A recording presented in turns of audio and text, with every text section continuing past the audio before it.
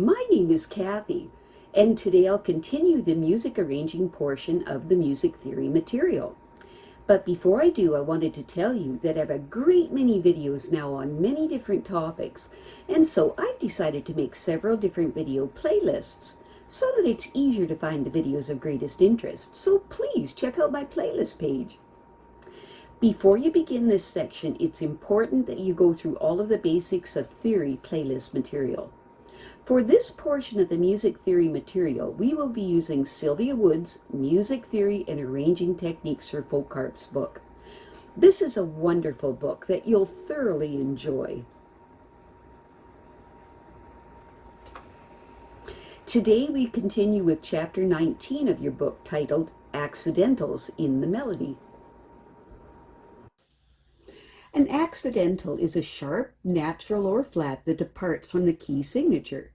That is, if you're playing along in the key of C and you suddenly get a G sharp, that is an accidental. Or if you're in the key of G, which has an F sharp, and you suddenly see an F natural, that is an accidental. When accidentals occur in the melody of a piece of music, they create problems for folk harpers. When this happens, you first need to decide whether the note is important to the melody. Sometimes the note with the accidental is not essential, and you can leave it out, or change it to a different note that doesn't make a drastic change to the piece of music. On page 82 of your book, you have a two-measure example. In this example, we are in the key of C, and we suddenly need an F sharp, followed by an F natural. There are several options that you can choose. The first is shown on page 82, where you leave out the F sharp altogether. This is usually the first thing to try, since it's the easiest. The next option is also shown on page 82, and that is to change the F sharp to another note, and that is in the chord that you're using for that measure.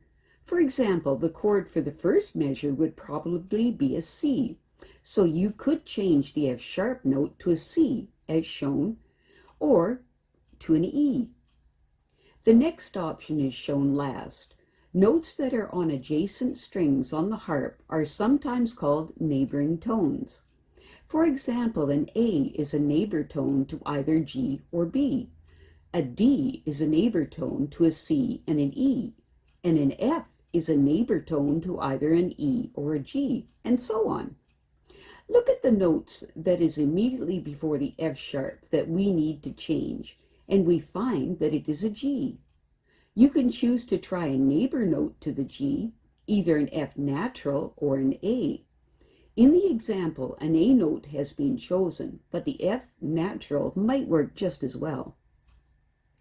But sometimes the accidental is essential to the sound of the piece of music. The character of the piece would be altered if you left it out or changed it. In this instance, you must figure out a way to keep the note in your arrangement. Therefore, you will need to use your sharping lever on that particular note, and then return it to its natural later in the piece. In our original example, you would have to be really speedy at changing that sharping lever, since there is an F natural 2 notes before the F sharp and 3 notes after the F sharp. You would have to make your arrangements so that you didn't need to play any notes in your left hand through that measure, so that you could sharp and naturally F with your lever. Look at the Garden Mother's Lullaby. It's a beautiful, haunting song from Ireland. On page 83 of your book, notice that there is an F natural in the fourth from the last measure. This would definitely be considered to be an important note in this song, and so you would not want to leave it out. First, we need to go back to figure out how much time we have to make the natural. Starting from the F natural, go backwards in the music until you get an F in the same octave, which would be an F sharp. You will see that 2 measures before the F natural, you have an F sharp. Therefore, sometime after you play that F sharp and before you get to the F natural, you'll have to disengage your sharpening lever to make the string an F natural. That means that sometime in those two measures you have to make enough free time in your left hand to move up and change that lever. One suggestion would be to play the first C chord with all the notes of the chord at once instead of spreading them out in a kind of pattern, which will give you time to get to your lever as illustrated at the top of page 83 of your book. And this is the Garden Mother's Lullaby, the first example.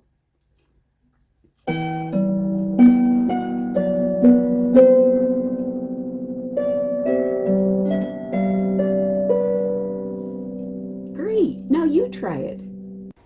Or you could play part of the accompaniment with your right hand to keep the flow going. This still gives your left hand time to change the lever.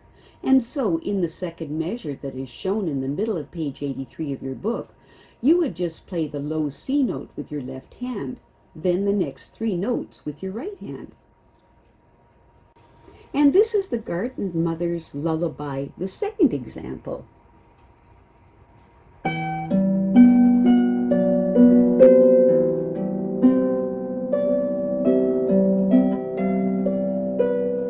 Great! Now you try it. Our next step is to figure out when we have to move the sharpening lever back to an F sharp. Start at the F natural note and continue reading through the piece until you get to the next F sharp in the same octave. In this piece, we get lucky. There are no F sharps in the melody in the rest of the piece. Therefore, it doesn't matter whether or not we sharp the F again. However, if you're going to repeat the piece, you will have to be sure to sharp the F before you get to the fifth measure. Sometimes the best time to do this is right at the end of the piece of music before you start over. And this is the Garden Mother's Lullaby.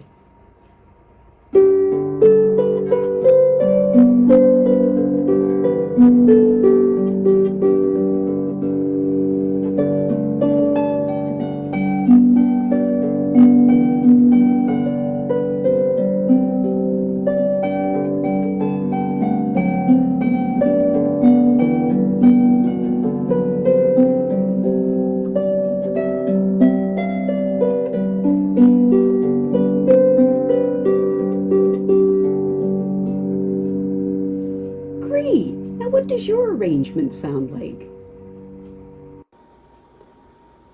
I have a great many videos now on many different topics, so I've decided to make several different video playlists so that it's easy to find the videos of greatest interest. So please check out my playlist page. Well, that's it for now. To stay up to date with my latest videos, make sure to subscribe to this free YouTube channel by clicking the red subscribe button right below this video. Take care.